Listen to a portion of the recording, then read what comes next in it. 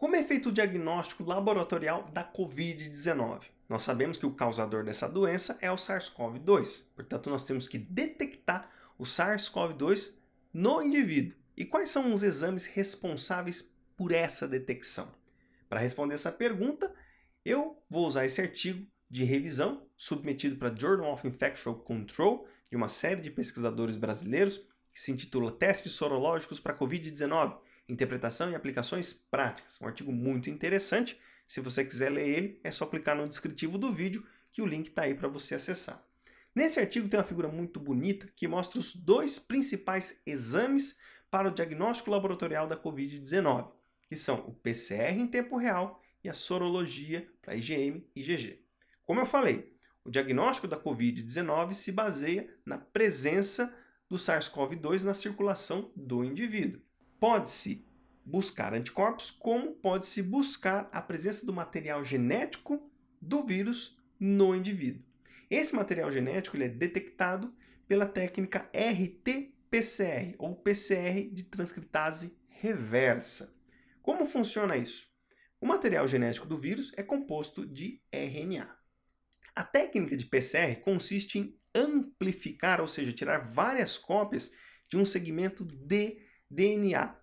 Esse segmento, por sua vez, é específico e aí, copiando-se várias vezes esse segmento, se porventura o material genético do organismo estiver ali, ele vai se amplificar e os agentes fluoróforos vão se acoplar a esse material e vai se emitir fluorescência e vai ser possível diagnosticar, detectar a presença ali do vírus. Só que tem um problema.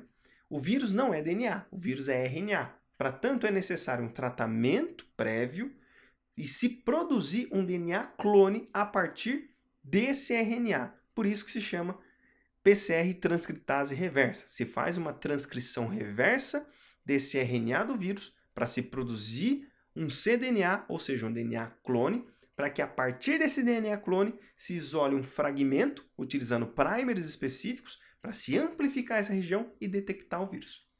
Uma coisa extremamente importante é que, basicamente, se usam 4 sítios para fazer a detecção do SARS-CoV-2, que basicamente é o PCR das fezes, isolar o vírus do trato respiratório, catarro ou lavagem broncoalveolar e o suave nasofaríngeo.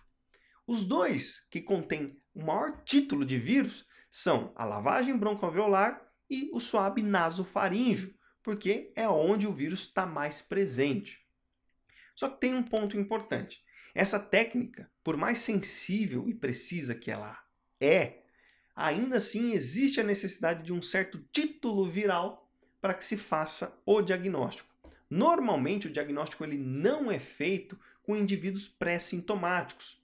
Uma pelo fato de que eles não procuram unidades de saúde para realizar o diagnóstico diferencial do SARS-CoV-2, porque eles não estão sentindo sintomas.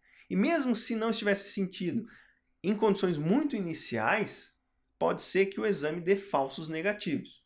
Conforme o indivíduo se infectou e o tempo vai passando, o título viral ele vai aumentando. Ele aumenta bastante, predominantemente na região nasofaríngea e também nas regiões broncoalveolares. Quando atinge um certo título de vírus no organismo do indivíduo, ele passa a apresentar sintomas. Nesse momento que ele está apresentando sintomas, já existe uma concentração viral o suficiente para se detectar com bastante precisão e sensibilidade a presença do material genético do vírus no indivíduo. Então esse é o primeiro diagnóstico. E temos também o diagnóstico sorológico, que se busca a presença de anticorpos IgM e IgG no sangue do indivíduo. Porém, na primeira semana, não se consegue detectar a presença desses anticorpos, porque eles só vão ser produzidos a partir do início da segunda semana. Por quê?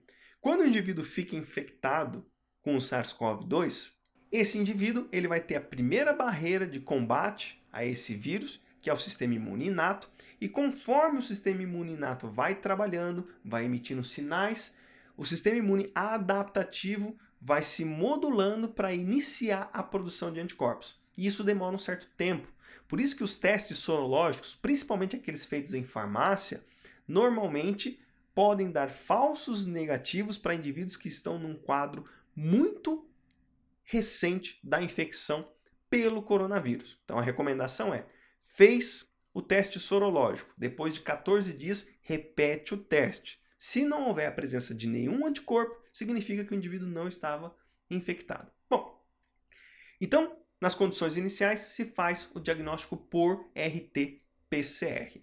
Após 2 semanas, mais ou menos, entra em ação a produção dos anticorpos. E aí, cabe uma interpretação em relação ao estágio da infecção desse indivíduo. No sistema imune, o primeiro anticorpo a ser produzido vai ser o IgM. O IgG demora um pouco mais de tempo em detrimento ao IgM.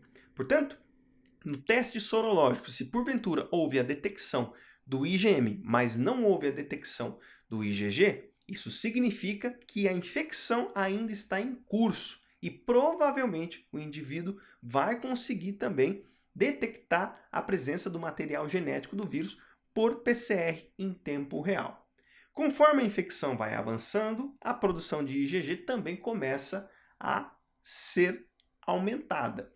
Em um certo momento, é possível se detectar IgM, IgG e também o material genético do vírus. Quando isso acontece, estima-se que o indivíduo está no meio da infecção. Ele está em vias de se recuperar, mas ainda assim ele transmite o vírus.